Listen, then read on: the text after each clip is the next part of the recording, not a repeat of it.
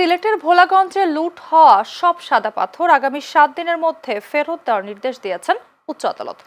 যে জায়গা থেকে পাথরগুলো নেওয়া হয়েছিল একই জায়গায় রেখে আসার নির্দেশ দেওয়া হয়েছে। এছাড়া লুটকারীদের তালিকাও দাখিল করার নির্দেশ দেয় আদালত।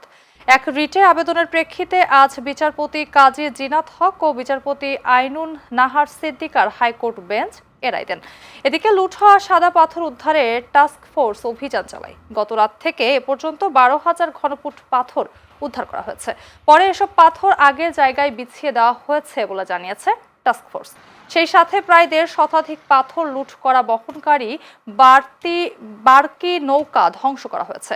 গত বছরের 5 আগস্ট পট পরিবর্তনের পর থেকেই লাগামহীনভাবে লুটে নেওয়া হয় ভোলাগঞ্জের সাদা পাথর। প্রভাবশালীদের ছত্রছায়ায় প্রতিদিন শত শত নৌকা দিয়ে এ পাথর লুট করা হয়। সোমবার পর্যন্ত চলে এই লুটপাট।